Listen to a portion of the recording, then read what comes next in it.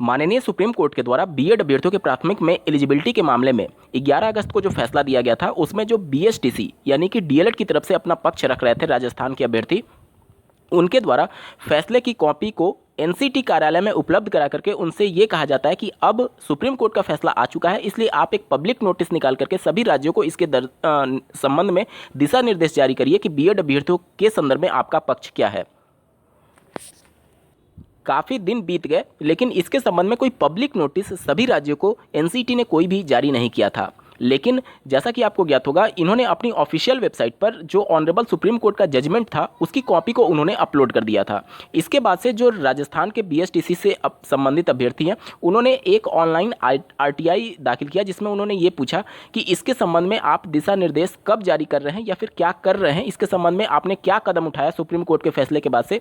इसके जवाब में एनसीटी ने जो रिप्लाई किया है, आप अपने स्क्रीन पर देख पा रहे होंगे। इनके द्वारा वो लेटर प्रोवाइड किया गया है 4 सितंबर 2023 को, जो कि सभी राज्यों को सर्कुलेट किया गया है माननीय सुप्रीम कोर्ट के फैसले से अवगत कराते हुए। और एनसीटी ने क्या अपना पक्ष रखा है, ये जानना आपके लिए बेहद ज़रूरी है, क्योंकि अब जितने भी राज्य में भर्तियां ऑनगोइंग प्रोसेस में हैं या फिर जो भविष्य में आने वाली हैं, उसमें बीएड की एलिजिबिलिटी होगी या नहीं, इसके संबंध में एनसीटी ने अपना रुख स्पष्ट कर दिया है। नमस्कार दोस्तों, मेरा नाम है नीरज, आप देख रहे हैं कैरियर बिट यूट्यूब चैनल। अगर आप इस चैनल पर पहली बार विजिट कर रहे हैं तो इसको सब्सक्राइब करते हुए बेल आइकन को प्रेस करना ना भूलें।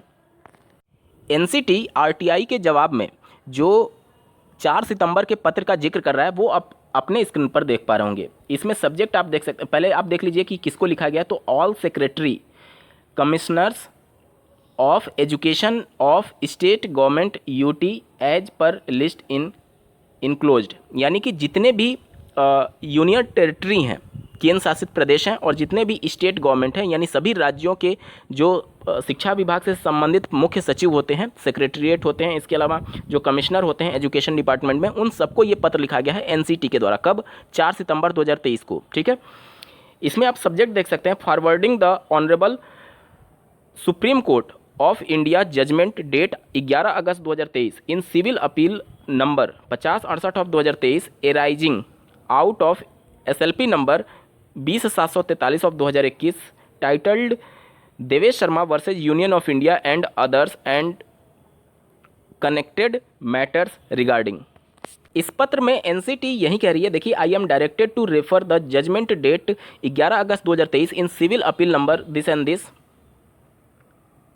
and other connected matters passed by Honorable Supreme Court of India for information and further appropriate action. The same is available on the following link। यानी कि जो इन्होंने अपने वेबसाइट पर जजमेंट की कॉपी डाली थी, उसका लिंक इन्होंने दिया है। और नीचे आप देख सकते हैं, this issue with the approval of the competent authority. Competent authority कौन है, ध्यान से समझिएगा।